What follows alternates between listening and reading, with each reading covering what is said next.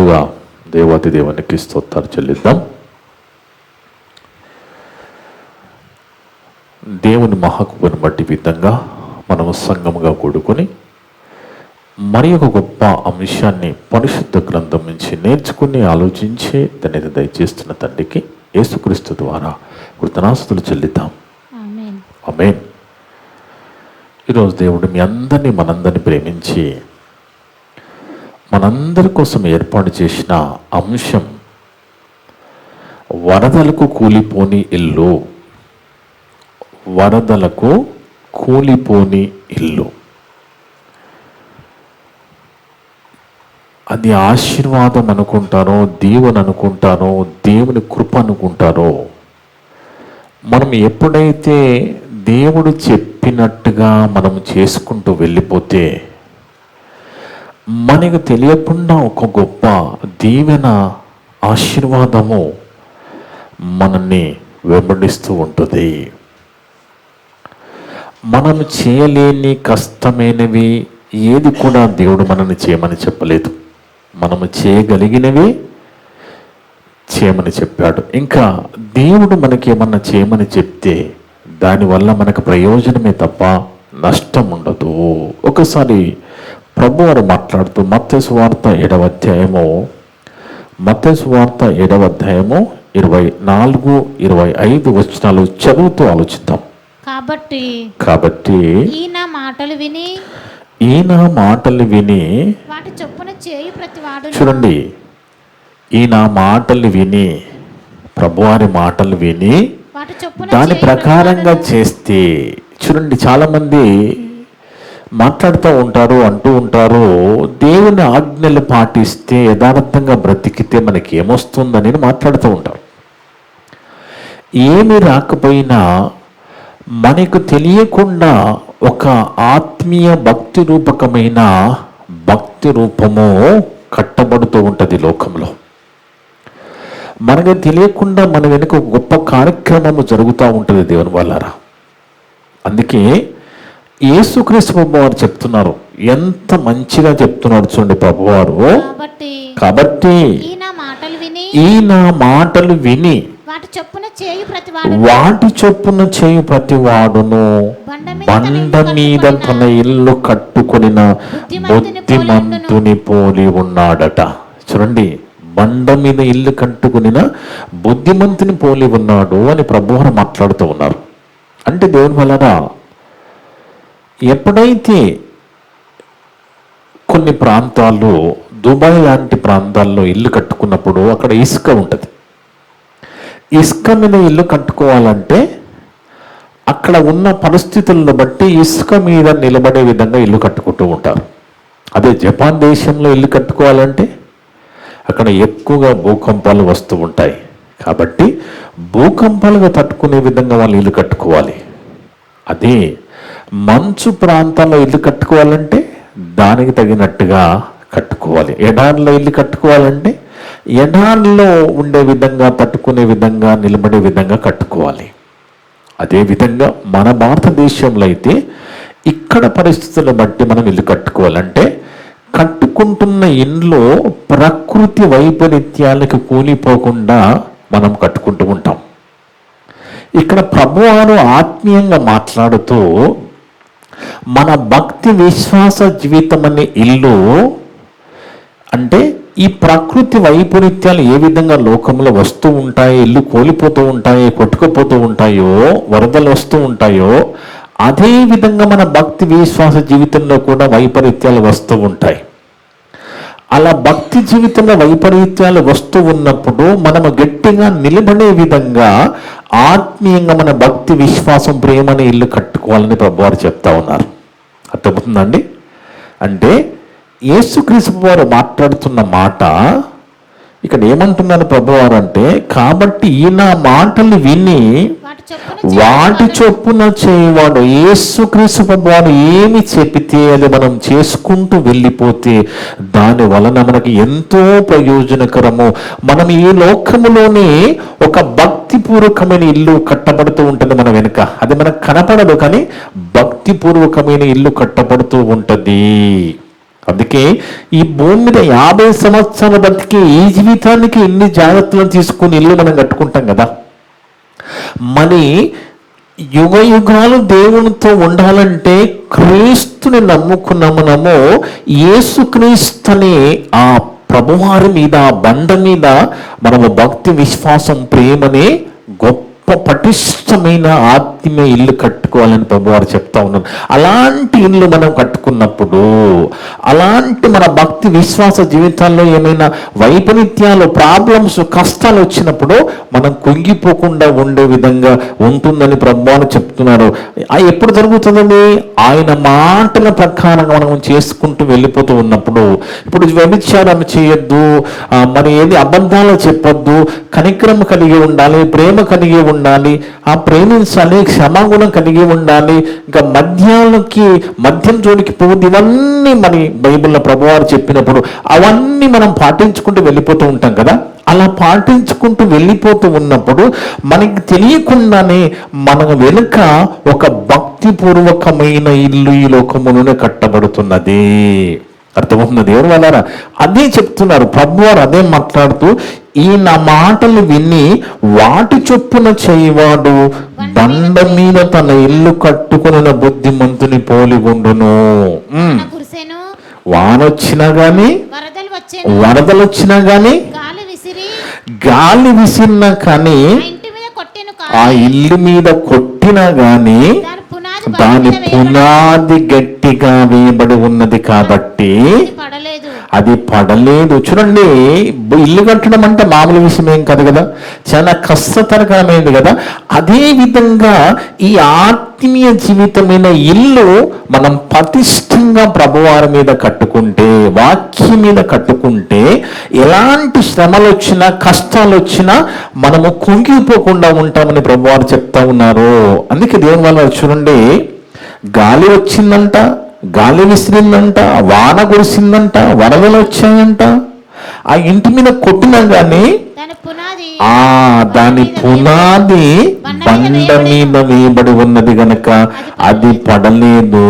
చూడండి, అలాంటి పునాది అంటే దేవుడు ఏమి చెప్తే అది మనం చేసుకుంటూ వెళ్ళిపోతే మనకి తెలియకుండానే మన జీవితంలో ఎన్నో మేలులు జరుగుతూ ఉంటాయి దేవుని వల్ల.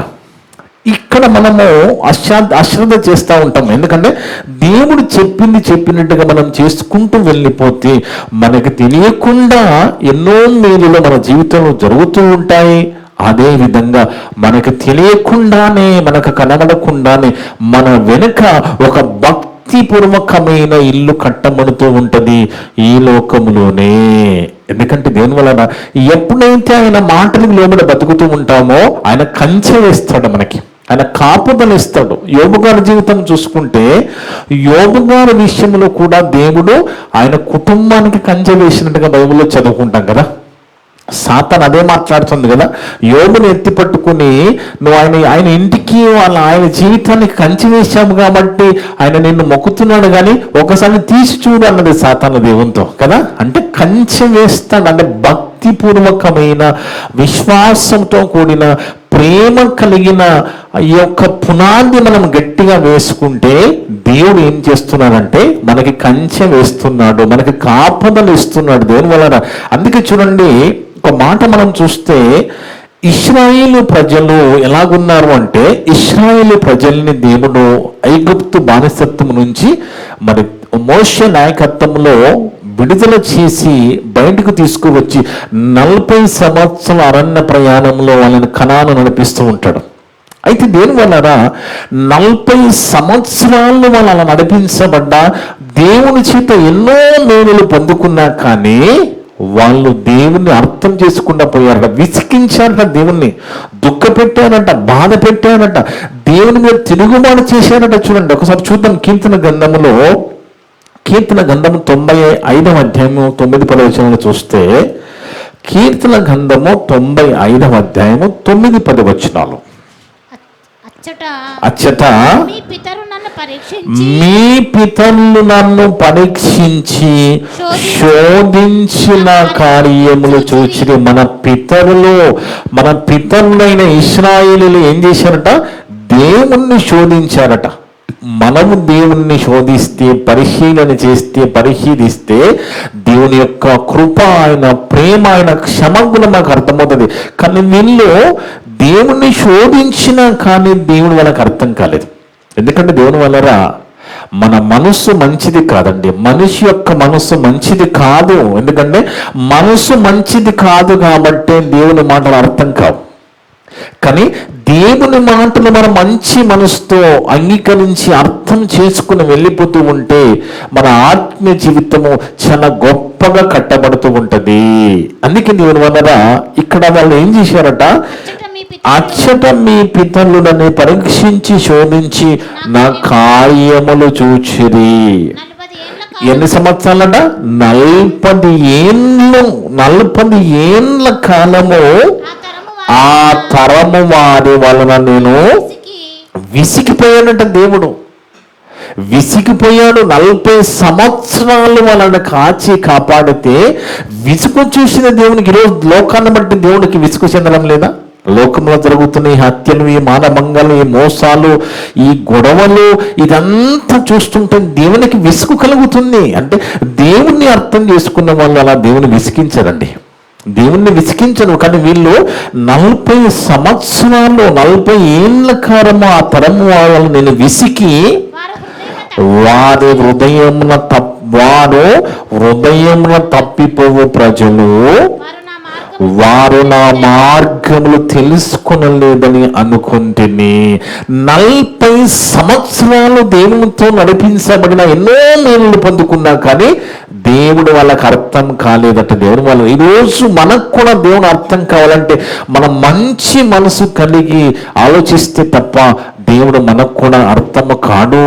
ఎందుకంటే వాళ్ళు పొందిన మేలు అన్నింటినీ కాదు. ఇంకో మాట చూస్తే అదే కీర్తన గ్రంథం 78వ అధ్యాయంలో 40-41 వచనం చూస్తే, కీర్తన గ్రంథము 78వ అధ్యాయము 40-41 వచనం, అరణ్యమున చూడండి, ఎన్నో మార్లు దేవుని మీద తిరుగుబాటు చేశారట. ఎన్నో మార్లు అరణ్యములో వారు ఆయన మీద తిరుగుబాటు చేసిని. ఎడారి యందు ఆయనను ఎన్నో మార్లు దుఃఖపెట్టిని. మాటికి వారు దేవుని శోధించారట. మాటికి దేవుని శోధించారట. చూడండి, మాటికి వారు దేవుని శోధించిని. మాటికి ఇశ్రాయేలు పరిశుద్ధ దేవునికి సంతాపము కలిగించేది. చూడండి, దేవుని వలన అంటే ఎందుకు అలా చేశాను? దేవుడు ఎంత గొప్పవాడో, ఆయన ఎంత గొప్ప మనసు కలవాడో అర్థం చేసుకోకుండా ఆయనను శోధించారు వాళ్ళు. ఆయనను ఇబ్బంది పెట్టాను, దేవుని దుఃఖం పెట్టానండి. అందుకే దేవుని వలన మనము చాలా జాగ్రత్తగా మనం ఆలోచించాలి. మంచి మనసుతో మనము ఉంటే తప్ప దేవుడు మనకు అర్థము కాడు. ఆయన యొక్క ఆలోచన మనకు అర్థము కావు. మన మనస్సు మనల్ని మోసం చేస్తూ ఉంటుంది. వాళ్ళు కూడా 40 సంవత్సరాలు ఎలాంటి మన మేలు పొందారో తెలుసండి. ఐగుప్తు దేశంలో ఐగుప్తీల ప్రజల యొక్క జంతువులేమో రోగాల నుంచి చచ్చిపోతున్నాయి. అర్థమవుతుందండి? ఐగుప్తీయుల జంతువులేమో రోగాలు వచ్చి చచ్చిపోతున్నాయి. ఇశ్రాయేళ్ల జంతువులకు రోగం రావడం లేదు. వడగళ్ళు పడుతున్నాయి, ఐగుప్తీయుల మీద పడుతున్నాయి, కానీ ఇశ్రాయేల్ మీద పడడం లేదు. పేర్లు ఉంటాయి కదా, నెత్తుల పేర్లు వస్తూ ఉంటాయి కదా, రకరకాల దువ్వాలు వాడుతూ ఉంటారు కదా. పేర్ల దువ్వాన్ ఒకటి, మామూలు దువ్వాన్ ఒకటి, స్టైల్ దువ్వాన్ ఒకటి, రకరకాల వాడతారు కదా. అలాంటి 1-2 పేర్లు కాదు, ఎన్నో పేర్లు ఐగుప్తులకు వస్తున్నాయి, ఇశ్రాయేళ్లకు రావడం లేదు. అంటే అంత గొప్పగా దేవుడు వాళ్ళని కాపాడినా కానీ దేవుని యొక్క మనస్సు వాళ్ళు అర్థం చేసుకోలేదండి. దేవుని యొక్క మనసు వాళ్ళు అర్థం చేసుకోకుండా దేవుని మీద తిరుగుబాటు చేశారు, విసిగించారు. ఈరోజు ఎంతమంది దేవుణ్ణి విసిగించమని లేదు. చర్చలకు వెళుతున్నవారు కదా, చర్చకి వెళుతున్నారు కానీ దేవుని విసిగిస్తున్నారు. విసిగించడం అంటే ఆయన మాటలకు లోబడి బతకకుండా ఉండడమే విసిగించడము. ఆయన మాటలు ఆయన చెప్పిన ప్రకారంగా చేయకుండా ఉండడం ఆయన విసిగించడం కదా. అలా తిరుగుబాటు చేశారట, దుఃఖ పెట్టారట దేవుణ్ణి. అంటే దేవుని వలన ఆయన దేవుని ద్వారా వాళ్ళు ఎలాంటి గొప్ప మేలులు పొందుకున్నారో చూస్తే దేవుని వల్ల నిర్గమకాండం 8వ అధ్యాయం 17వ వచనం చూస్తే, నిర్గమకాండము 8వ అధ్యాయము 17వ వచనం, నిర్గమకాండం 8వ అధ్యాయం 17వ వచనములో అహరోను తన కర్రను పట్టుకుని చేయి చాపి ఆ దేశపు ధూళిని కొట్టినప్పుడు పేలు మనుషుల మీదను జంతువుల మీదను పడెను. చూడండి, ఇంకా అదే మరి నిర్గమకాండం సంఖ్యాకాండం చూస్తే సంఖ్యాకాండం 11వ అధ్యాయం 5వ వచనం, ఇక్కడ దేవుడు చేసిన మేలన్నీ మర్చిపోయి 400 సంవత్సరాలు ఫరో రాజు బానిసత్వములో ఐగుప్తు ప్రజల చేత, ఆ చక్రవర్తి చేత ఎన్నో ఇబ్బందులు, మట్టి పిసికిచ్చారండి, ఇటుకలు చేపించారు, బానిసత్వములో చాలా ఇబ్బంది పెట్టిన వాళ్ళు, చాలా కష్టపెట్టిన వాళ్ళు ఐగుప్తులో ఉన్నప్పుడు ఇశ్రాయేలు ప్రజల్ని. కానీ అవి గుర్తుకు రావడం లేదంట వాళ్ళకి. ఆలుగడ్డలు ఉల్లిగడ్డలు గుర్తుకొస్తున్నాడు, తిన్న తల్లులు గుర్తుకు రావాలి చూడండి వాళ్ళకి. చూడండి వాళ్ళు మాట్లాడుతున్న మాట, వాళ్ళు ఏం మాట్లాడుతున్నారు? ఐగుప్తులోనట మేము ఉచితంగా తిన్న చేపలు, కీరకాయలు, దోసకాయలను, కూర ఆకులను, ఉల్లిపాయలు, తెల్లగడ్డలు జ్ఞాపకం వచ్చుచున్నమాట. తిన్న దెబ్బలు, తిన్న తన్నుల గురించి మాట్లాడలేదు వాళ్ళు. దేవుడు ఆ తన్నులు తింటూ, ఆ మట్టి పిసుకుతూ, ఆ ఇటుకలు చేస్తూ, ఆ బరువులు మోస్తున్నప్పుడు దేవుడు వాళ్ళని ప్రేమించి ఆ బానిసత్వం నుంచి బయటకు తీసుకొచ్చింది మర్చిపోయి, అక్కడ ఉన్నప్పుడు మేము చేపలు తిన్నాము, కీరకాయలు తిన్నాము, దోసకాయలు తిన్నాము, తెల్లగడ్డలు తిన్నాము, ఉల్లిపాయలు తిన్నామని మాట్లాడుతూ ఉన్నారా? అవి జ్ఞాపకం వస్తున్నాయట. మరి దేవుడు అన్న నుంచి తీసుకొచ్చింది జ్ఞాపకం రావడం లేదా? దేవుడు బానిసత్వం విడుదల చేసిన జ్ఞాపకం రావడం లేదా అంటే చూడండి, దేవుని వల్ల ఎన్నో మేలులు ప్రతి మనిషి పొందుకుంటున్నా దేవుడు చేస్తున్న మేలులు గుర్తుపట్టకుండా ఇంకా కూడా దేవుని విసికించే వారుగా ఇశ్రాయేలు ప్రజలు కనబడతా ఉన్నారు. ఇక్కడ అదే రాస్తున్నాడు, అవి జ్ఞాపకం వస్తూ ఉన్నాయి వాళ్ళకి, అవే జ్ఞాపకం వస్తూ ఉన్నాయి. అక్కడ ఐగుప్తు దేశంలో ఉన్నప్పుడు వాళ్ళు ఎన్ని కష్టాలు పడ్డారో చూడండి, ఎన్ని కష్టాలు పడ్డారో చూడండి. నిర్గమకాండం 1వ అధ్యాయం 13-14 వచనాల్లో, నిర్గమకాండం 1వ అధ్యాయము 13-14 వచనాల్లో వాళ్ళ పరిస్థితి ఎలాగుందో చూడండి. అక్కడ ఇశ్రాయేళ్ల చేత ఐగుప్తులు ఏం చేశారంటే కఠినంగా సేవ చేయించుకున్నారు వాళ్ళు. ఇట్రా, ఇది చక్కడ పెట్టు, అది చిక్కడ పెట్టు, అలాగా వారు ఇశ్రాయేలు చేత చేయించుకున్న ప్రతి పని కఠినముగా ఉన్నదట, కఠినముగా ఉండెను.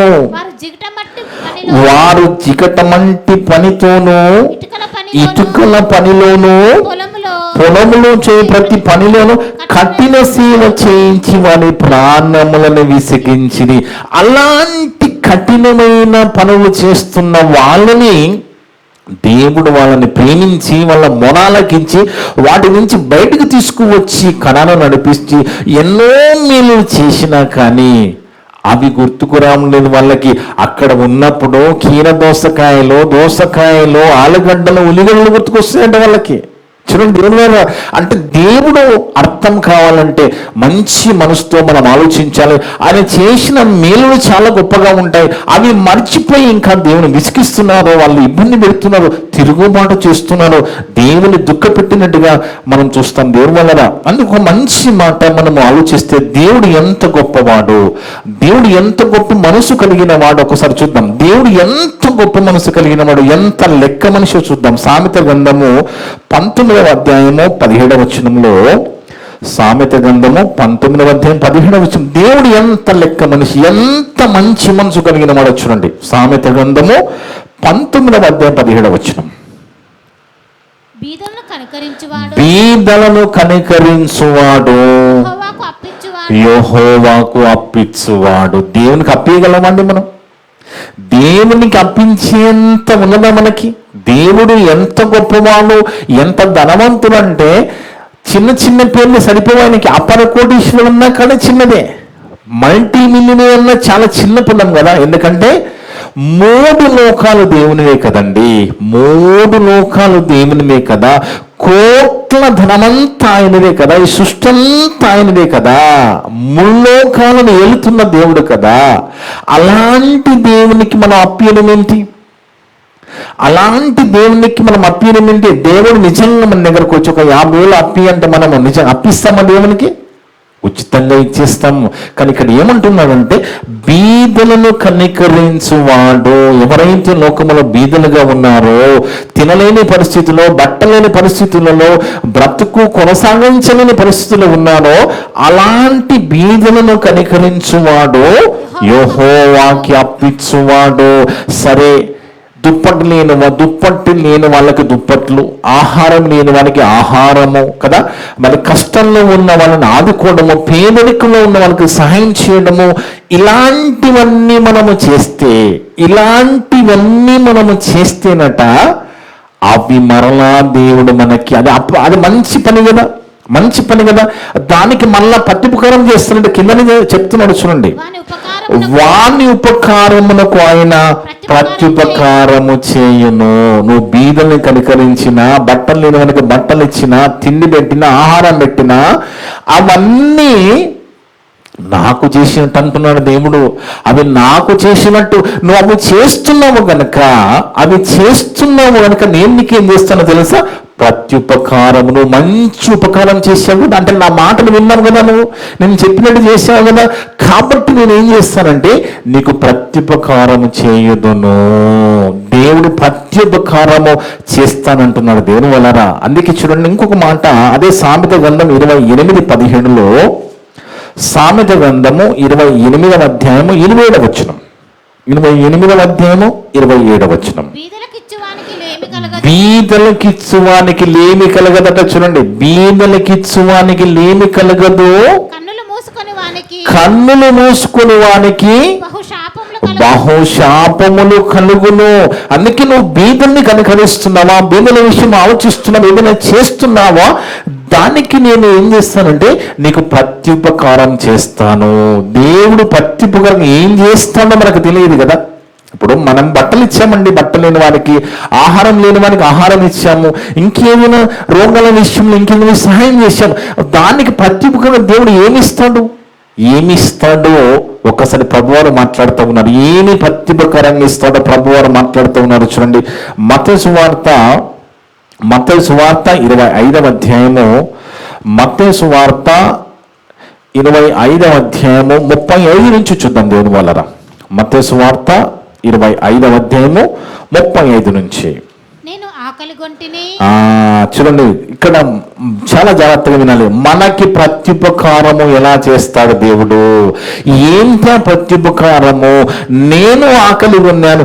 ఎప్పుడైనా యేసుప్రభువు ఆకలి కొన్నారండి? ఎప్పుడైనా యెహోవా దేవుడు ఆకలి కొన్నాడా? ఆయన ఆకలి కొనడం ఏంటి? ఉన్నదంతా ఆయనదే కదా. ఆయన ఆకలి కొనడం ఏంటి? మనం ఆకలి తీర్చడం ఏంటి? అక్కడ అంటున్నాడు, నేను ఆకలి కొంటిని, మీరు నాకు భోజనం పెట్టితిరి, దప్పిక కొంటిని, నాకు దాహం ఇచ్చితిని, పరదేశిన ఉంటిని, నన్ను చేర్చుకుంటుని. ఆయన బట్టలు లేకుండా ఎప్పుడున్నాడండి? ఆయన బట్టలు లేకుండా ఎప్పుడుంటే మనం బట్టలు ఇచ్చాము అంటే దేవుని మనము బీదలకి ఏమైనా చేస్తున్నామో, ఈ లోకములో సహోదరులకు ఏం చేస్తున్నామో అది నాకు చేసినట్టు అంటున్నాడు ప్రభువారు. అది నాకు చేసినట్టు మీరు ఉపకారం చేస్తున్నారు. అది నాకు చేసినట్టు నేను దిగంబరుగా ఉంటిని, నాకు బట్టలు ఇచ్చితిని, రోగినై ఉంటిని, నన్ను చూడవచ్చితిరి. చెరసాలలో ఎప్పుడున్నారండి యేసుప్రభువు వారు? రోగిగా ఎప్పుడున్నారండి? రోగాలు చేసేది ఆయన కదా. అంటే చూడండి, ఇవన్నీ లోకములో మన సహోదరులు ఏవైతే అనుభవిస్తున్నారో వాళ్ళకి మనం చేస్తే నాకు చేసినట్టు అంటున్నాడా?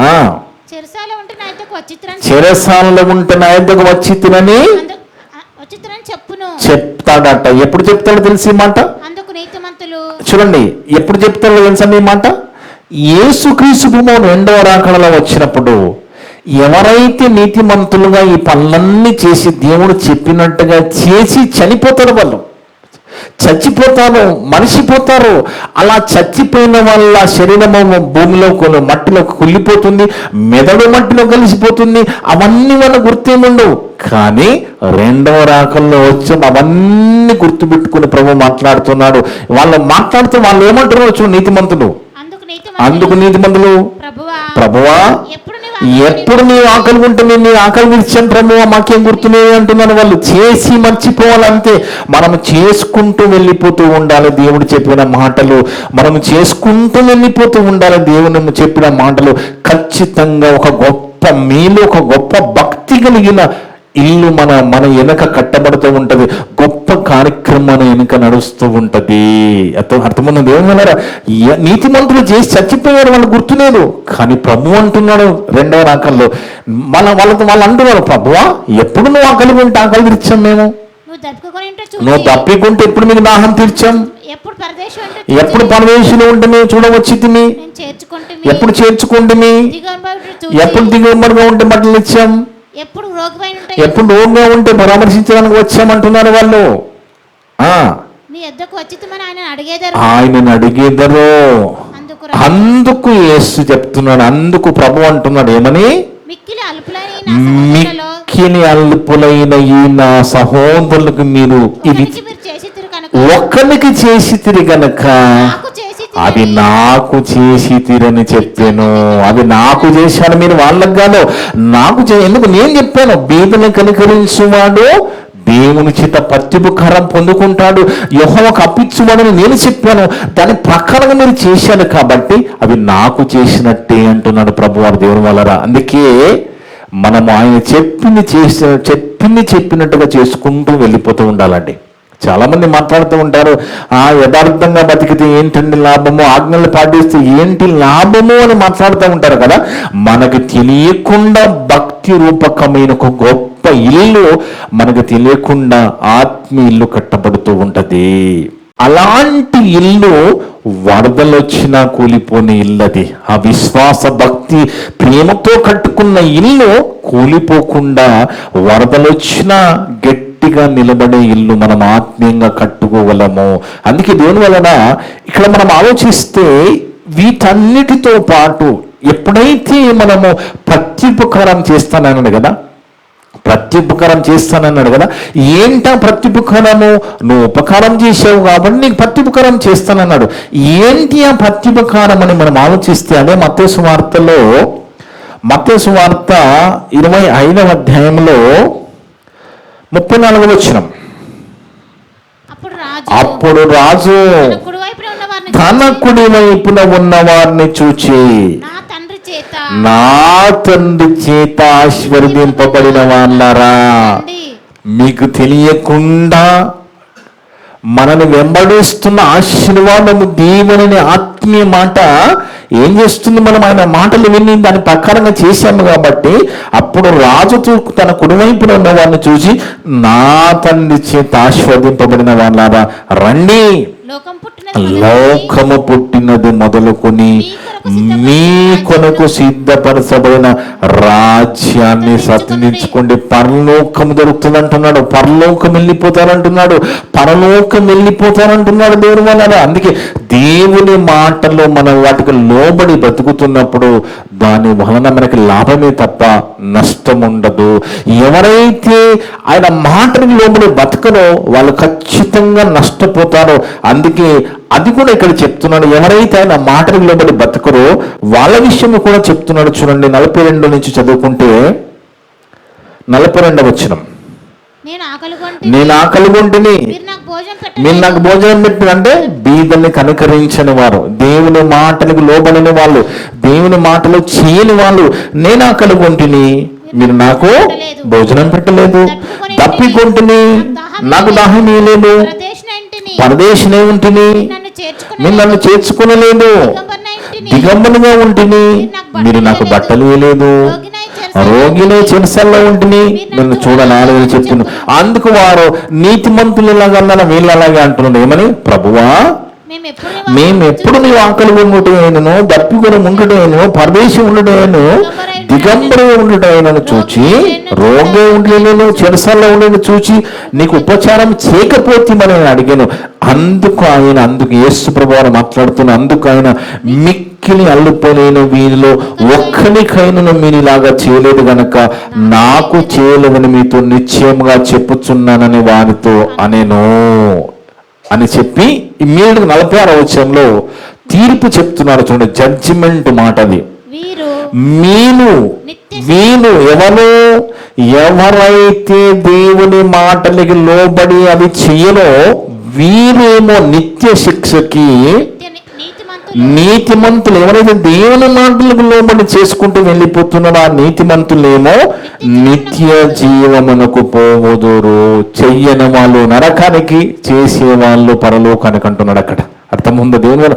అందుకే మనం క్రియలతో కూడిన విశ్వాసం ఉండాలి. మనం క్రియలతో కూడిన విశ్వాసం కలిగి ఉండాలి. దేవుని కోసం ఏమి చేయకుండా, ఏమి ఆలోచించకుండా, దేవుని కోసం బ్రతకకుండా, దేవుని మనం లోబడకుండా వచ్చి పాటలు పాడుతూ ఉంటారు చర్చిలలో. వచ్చి గొప్ప గొప్ప పాటలు పాడుతూ ఉంటారు. ఆ పాటలు దేవుడు పట్టించుకున్నాడు. ఎందుకంటే హృదయంలో దేవునికి చోటు కావాలి. ఆయన చెప్పిన మాటలు లోబడి మనం బతుకుతూ ఉండాలి. అప్పుడే దేవుడు మన పాట వింటాడు, మన మాట వింటాడు, మన ప్రార్థన వింటాడు. తప్ప మన ఇష్ట ప్రకారంగా మనం బతుకుంటూ మనం ఏది అడిగినా ఏది చేసినా దేవుడు పట్టించుకోడు దేవుని వలన. అందుకే చూడండి, ఒక మాట మనం చూస్తే దేవుని వలన దేవుడు చాలా శక్తిమంతుడు. ఆయనకి మనము వస్త్రాలించేంత వాళ్ళము కాదు, ఆయన ఆకలి తీర్చేంత వాళ్ళ మనము కాదు. ఎందుకంటే ముల్లోకాలు ఆయనవే, ఈ లోకాలన్నీ ఆయన సృష్టించాడు. ఆయనే కదా, ఈ భూమి నాదే కదా అంటాడు. మనం 10 ఎకరాలు చూసుకుని మనదంటే అసలు లోకమంతా నాదే కదా అంటున్నాడు ఆయన.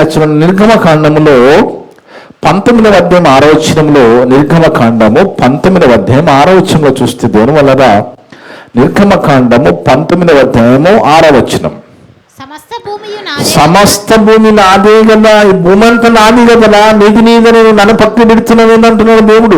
అంత నాదే, అంత అయిందే, సమస్త భూమి నాదే కదా, దేవుంది కదండి, ఆయనది కదా. ఇది భూమి అంతా అయింది, సృష్టి అంతా అయింది కదా, అది ఆయనదే. ఆయన మనకిస్తే వచ్చింది తప్ప మనదనుకుంటూ మనం దేవుణ్ణి పక్కకు పెట్టినా ఏదో ఒక రోజు మనం కనుమేయవలసినదే, దేవుని దగ్గరికి పోవలసినదే. అప్పుడు దేవుడు మనల్ని ప్రశ్న అడిగినప్పుడు మనము దేవుడు చెప్పిన విధంగా బ్రతికుంటేనే మనకి మరొక రాణిస్తాడు. అందుకే దేవుని వలన మనం చాలా జాగ్రత్తగా మనం ఆలోచిస్తే, దేవుడికి బట్టలు అవసరం లేదండి. బట్టలు మనం ఇవ్వాల్సిన అవసరం లేదు. ఆయన వెలుగునే వస్త్రంగా ధరించుకునేవాడు. ఆయన వెలుగుని వస్త్రంగా ధరించుకోగలిగిన సర్వశక్తిమంతుడున్న యెహోవా దేవుడు ఆయన కదా. యేసుక్రీస్తు ప్రభువారు మరి సృష్టికర్త ఆయన కదా. కలిగి ఉన్నదేమీ ఆయన లేకుండా కలగలేదు కదా. అంత సృష్టికర్త ఆయనకి ఇవన్నీ అవసరం లేదు. కాబట్టి లోకములు ఎవరైతే బీదలుగా ఉన్నారో, బట్టలు లేనివారుగా, మరి ఆహారం లేనివారుగా మన సహోదరులు కనబడుతున్నారో వాళ్ళకి మనము చేస్తే డైరెక్ట్గా యేసుక్రీస్తు ప్రభువుకు చేసినట్టుగా అని బైబిల్ చెబుతున్నది. అందుకే బీదలు కప్పించువాడు బీదలను కనికరించువాడు యెహోవా కప్పించువాడు.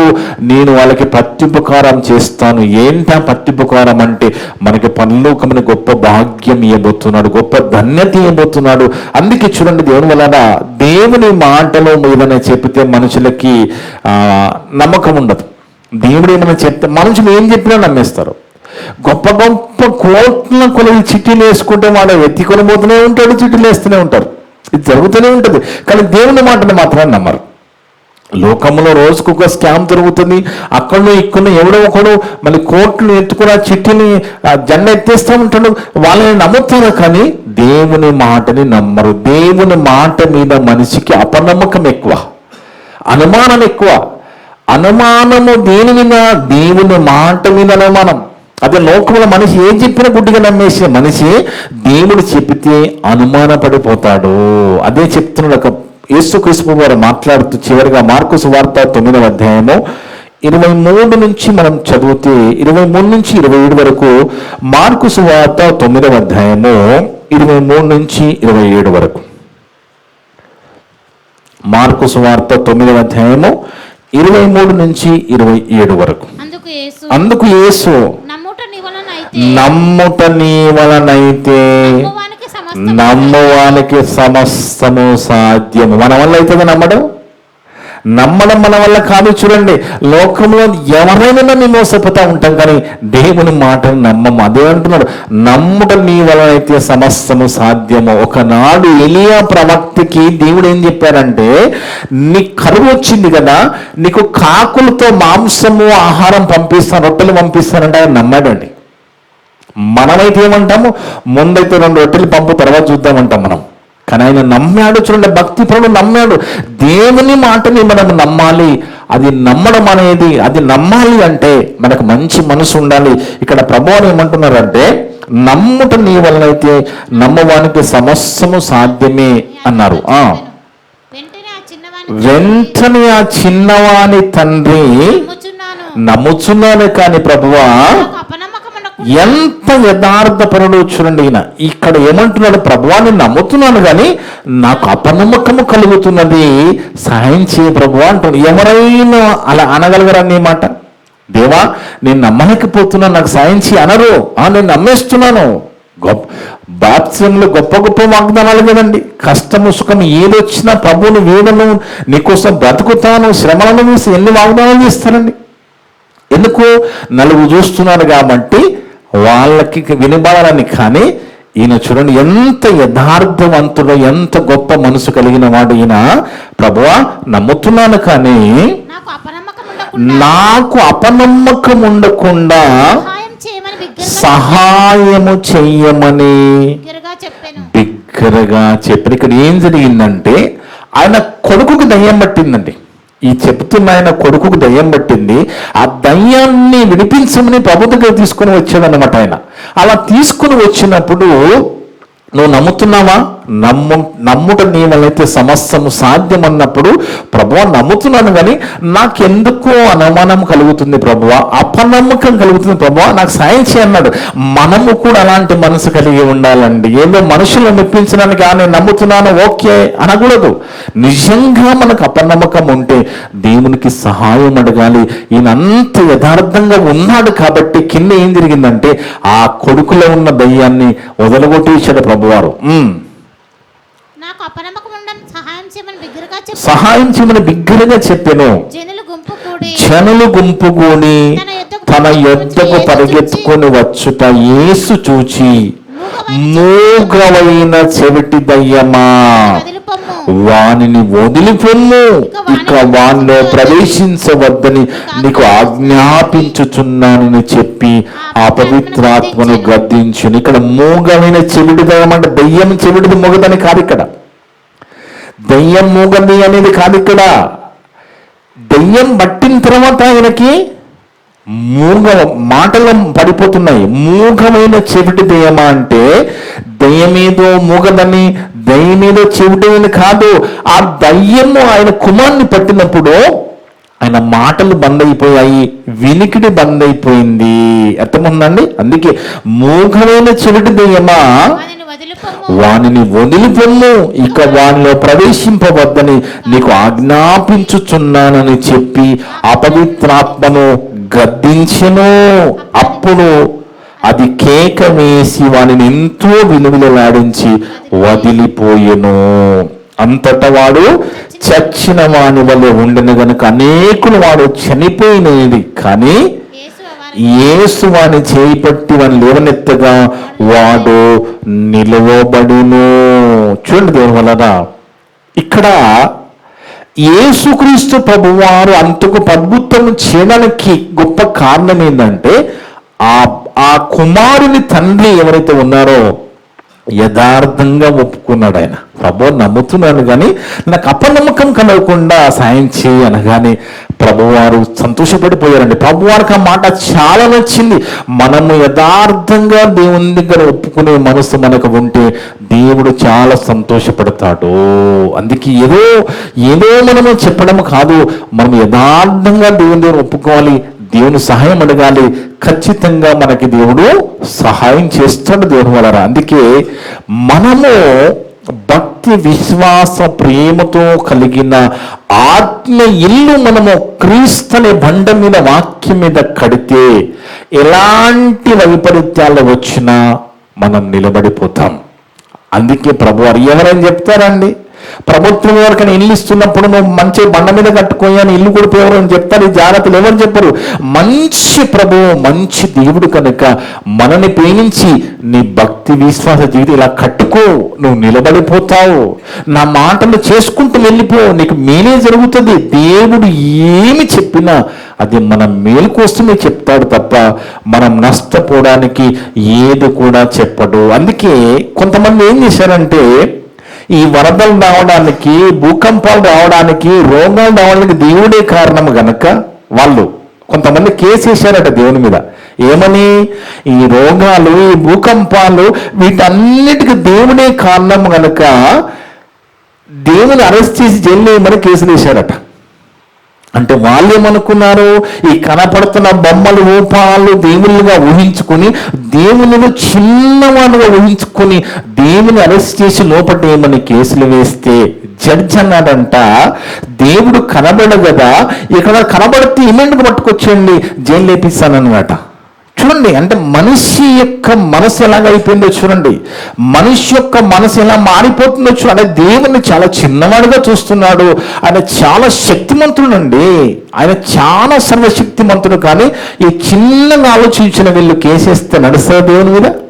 అందుకే దేవుని వలన దేవుడు ఏమి చేసినా సాక్ష్యం లేకుండా చేస్తాడు. మనం తట్టుకోలేము దేవుని ముందు మనం తట్టుకునేమండి.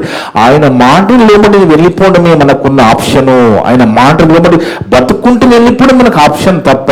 ఎందుకంటే ఇక్కడ గుడ్డివాడు ఉన్నాడు కదా, కళ్ళు మూసుకుపోయాయి కదా, మూగవాడు అయిపోయాడు కదా, గుడ్డివాడిగా మారిపోయాడు, చెవిటివాడిగా మారిపోయాడు కదా. ఇప్పుడు ఎవరైతే గుడ్డి ఈయన ఉన్నాడో ఈ దయ్యం పట్టిన ఆయనకి ఏమొచ్చిందండి? మన మాట పడిపోయింది, చెవి పడిపోయింది. మనకైతే కళ్ళు మూసుకుపోయాయి. చాలా మందికి దేవుని దగ్గరికి వస్తున్నారు కానీ కళ్ళు మూసుకుపోయి వచ్చి వెళ్ళిపోతున్నారు. కళ్ళు మూసుకుపోతే దేవుడు అర్థం కాడు. మనసు తెలిసి మంచి మనసుతో అర్థం చేసుకుంటే తప్ప దేవుని యొక్క ఆలోచన మనకు అర్థం కాదు. ఈరోజు చాలా మంది కళ్ళు మూసుకుపోయాయి, దానివల్ల ప్రయోజనం లేదు. ఈయనకి దయ్యం బట్టి మూగవాడు అయిపోయాడు, చెవిటి అయిపోయాడు. ఈరోజు చాలా మందికి అదే దయ్యం బట్టి గుడ్డితనం చేసేసింది. దేవుని మన అర్థం కాకుండా ఆయన ఎంత గొప్పవాడు అని ఏమి మన నుంచి కోరుకుంటున్నాడో అర్థం కాకుండా చేసింది చాలా మందికి దేవుని వల్ల. అందుకే వాళ్ళు క్రియలు లేకుండా విశ్వాసులుగా కొనసాగుతూ ఉంటారు. కానీ దేవుడు క్రియలతో కూడిన విశ్వాసం మనం కలిగి ఉండాలని దేవుడు బైబిల్ ద్వారా నేర్పిస్తున్నాడు. కనుక ఈరోజు ఈ మాటలన్నీ విన్న తర్వాత మనకి క్లియర్గా దేవుడు చెప్పిన మాట ఏంటి అంటే, వరదలనికి కూలిపోని ఇల్లు మీరు కట్టుకోండి, మీరు తొనకరు తొట్టిళ్లను నిలబడిపోతారు అంటున్నాడు ప్రభువారు. ఏ వరదలు వచ్చినా, ఏ వైపరీత్యాలు వచ్చినా, ఇప్పుడు ఏదైతే ఈ ఇల్లు 50 సంవత్సరాల కోసం అన్ని జాగ్రత్తలు తీసుకొని కట్టినప్పుడు ఏ వైపరీత్యాలు వచ్చినా తట్టుకుని నిలబడుతుందో, అదే విధంగా భక్తి విశ్వాసం ప్రేమని మన జీవితాన్ని యేసుక్రీస్తులో మనం కట్టుకుంటే అది ఎలా ఉంటుంది? వరదలకి కూలిపోని ఇల్లులాగా ఉంటది. బండ మీద కట్టుకున్న ఇల్లులాగా మనము చివరి వరకు నిలబడగలుగుతాము. ఆయన మాటలకు లోబడి బతకగలుగుతాము. ఆయన చెప్పినవి చేయగలుగుతాము. అదే విధంగా అదే యేసుక్రీస్తు ద్వారా పరలోకం వెళ్ళగలుగుతాం. అలా మనమంతా దేవుని పరలోకం వెళ్ళాలని కోరుకుంటూ, ఇప్పటి వరకు నా ద్వారా మాట్లాడిన ప్రతి మాట విన్న మీ అందరి హృదయాలలో, చెప్పిన నా హృదయంలో దేవుడు సమృద్ధిగా ఫలింపజేయునుగాక. ఆమేన్. ప్రార్థన చేసుకుందాం. మమ్ములను మిక్కిలిగా ప్రేమించిన మా పరలోకపు తండ్రి, మీ యొక్క పరిశుద్ధమైన ఘనమైన నామమును బట్టి స్తుతులు స్తోత్రాలు తండ్రి. గొప్ప దేవుడవునైనా, గొప్ప మాట దిన మాతో మాట్లాడవునైనా. అవును తండ్రి, మీరు చెప్పే ప్రతి మాటనైనా అది మాకు లాభమే చేకూరుస్తుందని, మీ మాటని లోపల మేము బ్రతుకుతూ వెళ్ళిపోతూ ఉంటే, మీరు చెప్పిన చేసుకుంటూ వెళ్ళిపోతూ ఉంటే నాయనా, ఈ భూమి మీద కూడా ఎన్నో మేలు పొందుకుంటామని, మాకు తెలియకుండా భక్తిపూర్వకమైన ఒక గొప్ప ఇల్లు మా వెనక కట్టబడుతుందని, మీ మాటల ప్రకారంగా మేము బ్రతుకుతూ వీధుల్ని కనికరిస్తే కూడా ప్రత్యుపకారంగా మీరు మాకు రేపన్నాడు పరలోకం ఇవ్వబోతున్నారని గొప్పగా మాతో మాట్లాడుతూ వచ్చావునైనా. అందును బట్టి స్తోత్రాలు చెల్లిస్తున్నాం. ఈ పాపలోకంలో నేను పాప మాయలో మేము పడిపోకుండా, మనుషుల మాయలో మేము పడిపోకుండా, మా భక్తి విశ్వాస జీవితాలునైనా మా ప్రభువారు చెప్పినట్టుగా బండ మీద కట్టుకుని, ఎలాంటి వైపరీత్యాలు మా భక్తి జీవితంలో కూడా ఎన్నో కష్టాలు బాధలు వస్తాయి కనుక, అలా వచ్చినా కూడా మనం నిలబడే విధంగా ఉండాలి అంటే మా భక్తి విశ్వాస ప్రేమ జీవితాన్ని క్రీస్తు అనే బండ మీద మేము కట్టుకోవాలని, అలా కట్టుకున్నప్పుడు మేము పడిపోకుండా ఉంటామని మా ప్రభువారు చెప్పిన గొప్ప మాటను బట్టి స్తోత్రాలు చెల్లిస్తూ, అలా ఉండుటకు మాకు శక్తి బలాన్ని దయచేయండి తండ్రి. మా భక్తి విశ్వాస ప్రేమ జీవితాన్ని మా ప్రభువారి మీద వాక్యముని మేము కట్టుకుంటూ, నేను రోజు రోజుకి మీ దగ్గరగుతూ లోకానికి దూరమవుతూ జీవించే గొప్ప భాగ్యం ప్రసాదించండి. ఇప్పటివరకు నా ద్వారా మాట్లాడిన ప్రతి మాట విన్న సంఘస్థులందరి హృదయాలలో, ఆన్లైన్ ద్వారా, యూట్యూబ్ ద్వారా విన్న వినబోతులందరి హృదయాలలో ఫలింపచ్చండి. ఈ మాటలు వింటున్న ప్రతి కుటుంబాన్ని దీవించి ఆత్మని బలపరచండి. ఎవరు కూడా విన్న మాటలు అపార్థం చేసుకోకుండా అంతం చేసుకున్న మంచి మనసును దయచేయమని, ఈ మాటలందరి హృదయాలలో ఫలింపచేయమని వేడుకుంటున్నాం నైనా. మేమంతా కూడా కేవలం వాక్యం చదివి విని వదిలిపెట్టి మమ్మల్ని మేము మోసపరుచుకోకుండా విన్న మాటలు లోబడి జీవించే కృపను దాన్ని దయచేయమని సమస్త ఘనత మహిమ ప్రభావాలు మీకే చెల్లిస్తూ, మా ప్రభును మా రక్షకుడును మీ ప్రియ కుమారుడు అయిన యేసుక్రీస్తు వారి పరిశుద్ధ నామమున అడిగి వేడుకొనుచున్నాము తండ్రి. ఆమేన్. ఆమేన్. మీ అందరికీ వందనాలు. May God bless you all.